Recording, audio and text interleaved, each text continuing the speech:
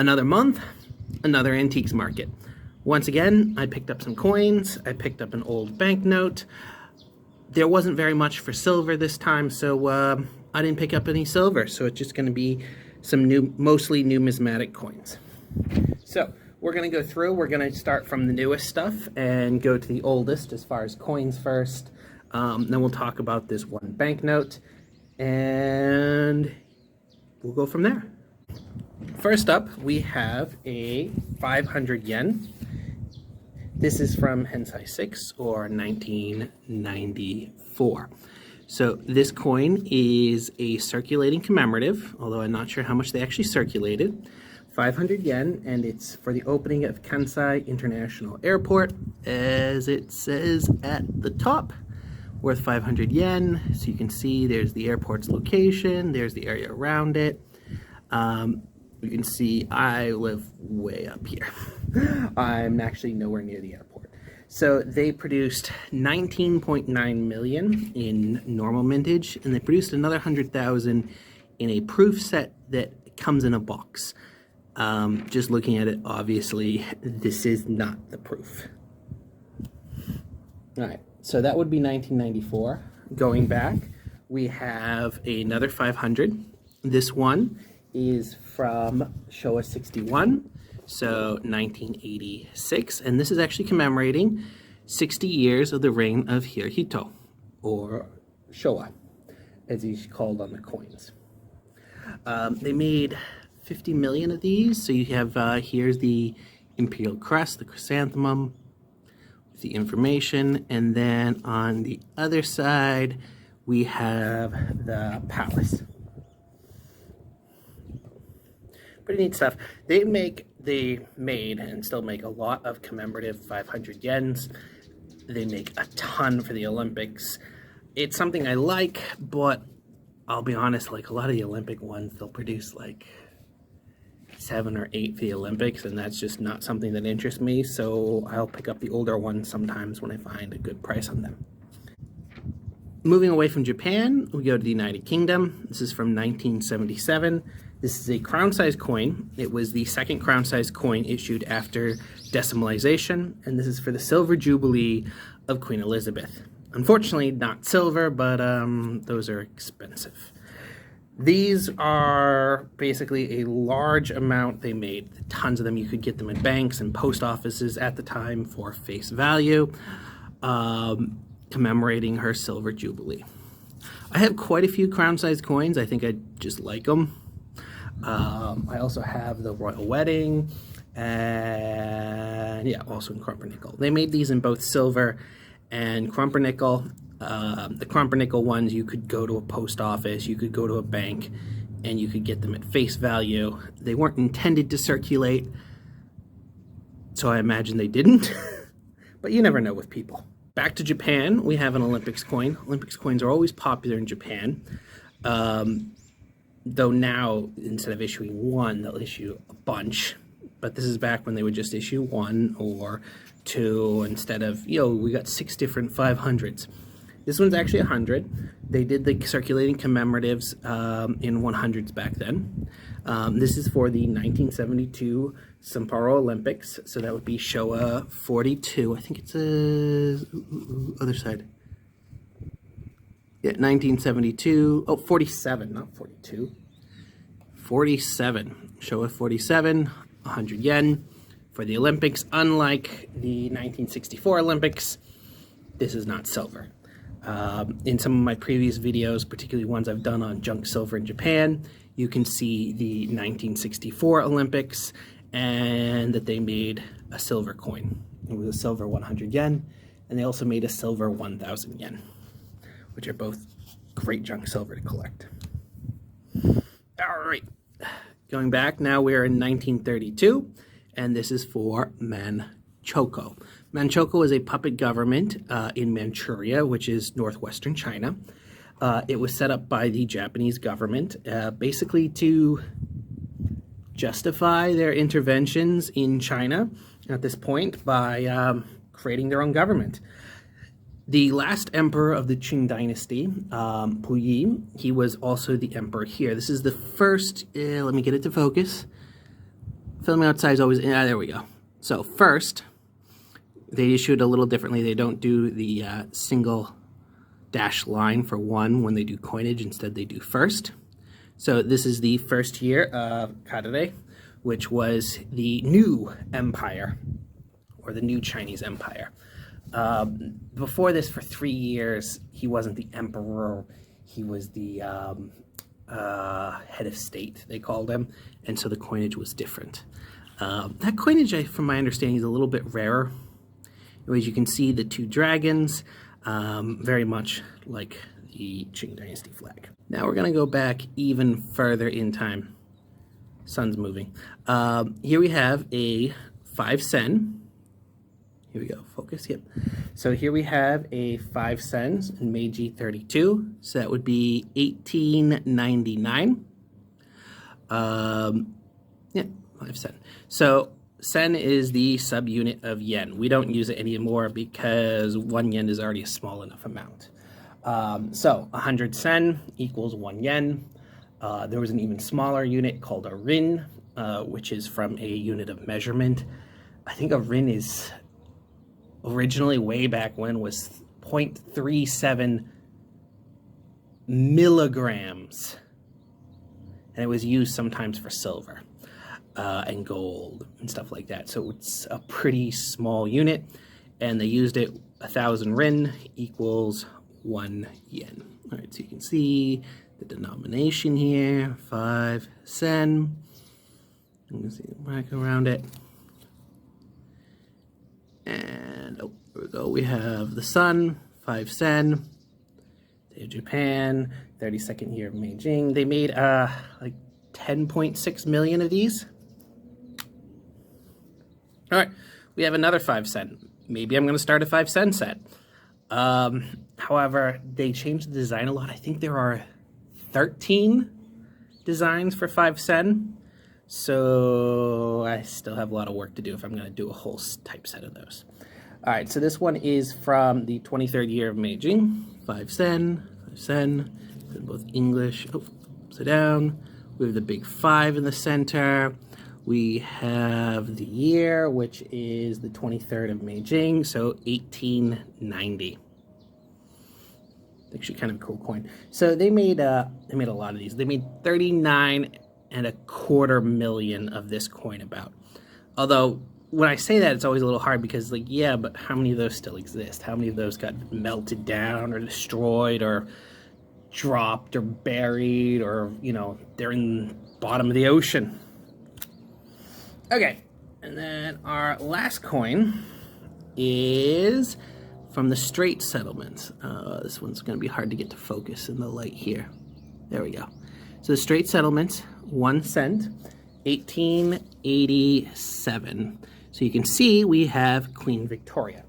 Now, the Straits Settlements were a group of colonies by the United Kingdom in what is now Malaysia and Singapore.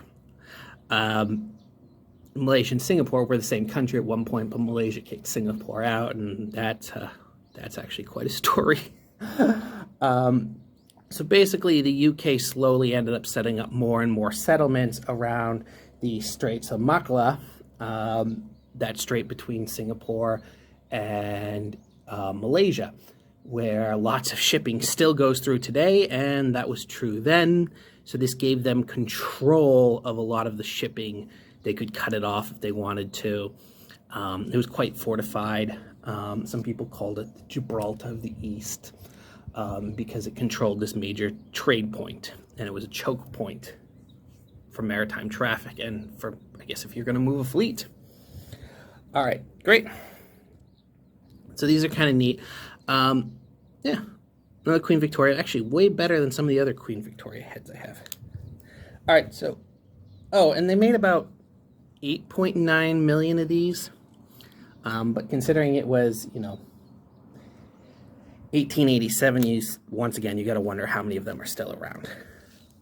Here we have a banknote or script. So these were issued by the different mains. They were called Hansatsu, and what was allowed at the time, well, it was regulated, but the different domains and banks and even temples at some point, and also rice brokers would issue money. Now, this one is from Kansai City in Hyogo Prefecture, and this would have been from Bunkyai 3, which would be 1863.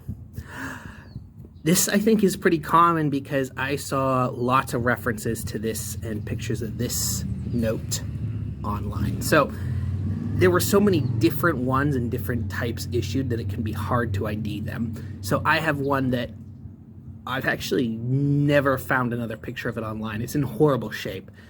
It's in way worse shape than this one. But I've never found a picture of the same note online, which maybe it's really rare. Maybe it's worth something, but that probably means it's not.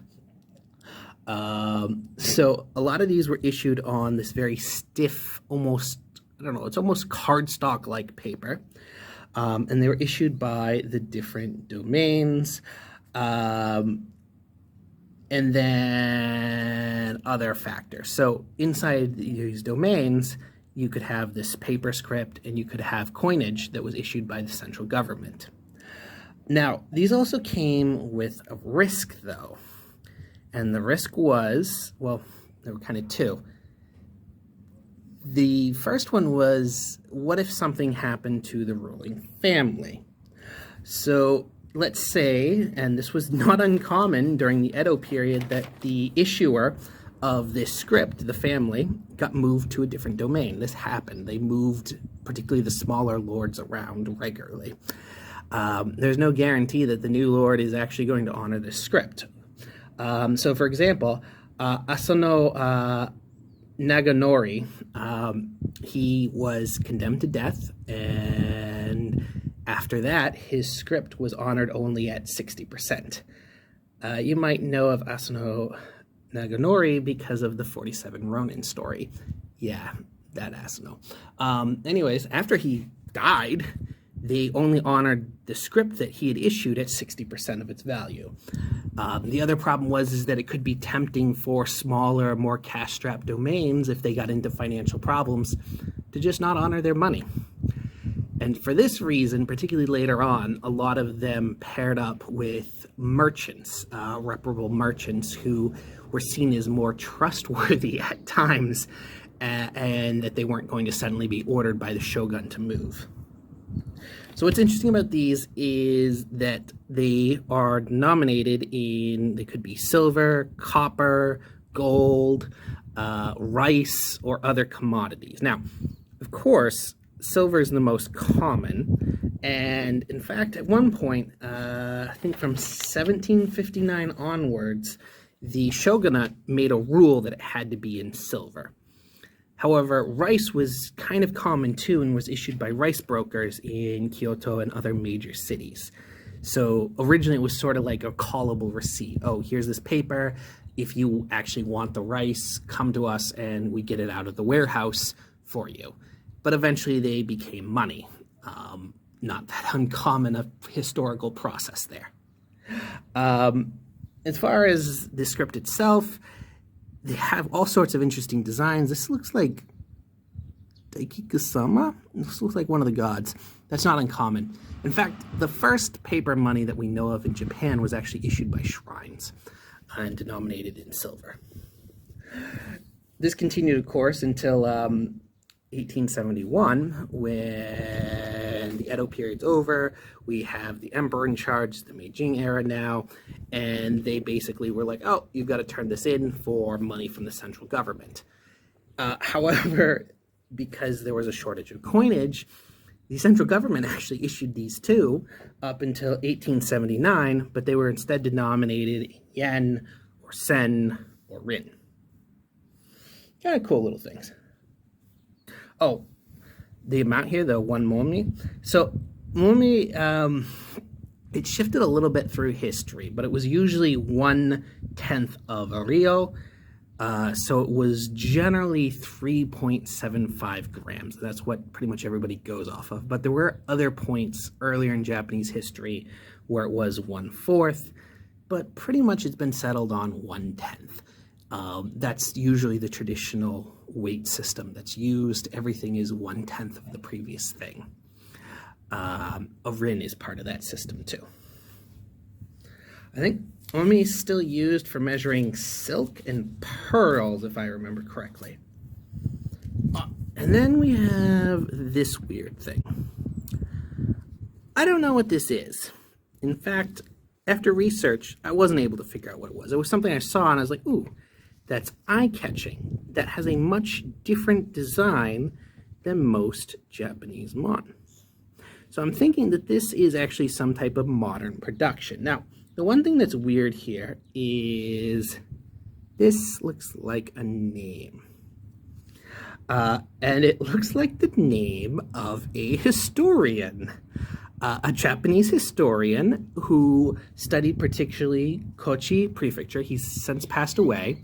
He was a professor and he wrote a few books, and that's the part that's a little weird. It looks like it has a professor's name on it.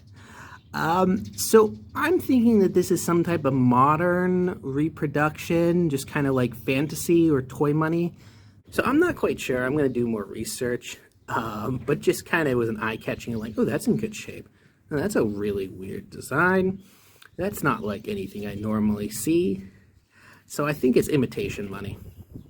That's my guess, but kind of cool. More of a conversation piece. Looks neat. Maybe I'll give it to Lillian at some point. I hope you enjoyed looking at these coins. It's maybe not what I would normally pick up. I usually get some silver since got quite a few people that are into silver and stacking. But we still got quite a bit of history here.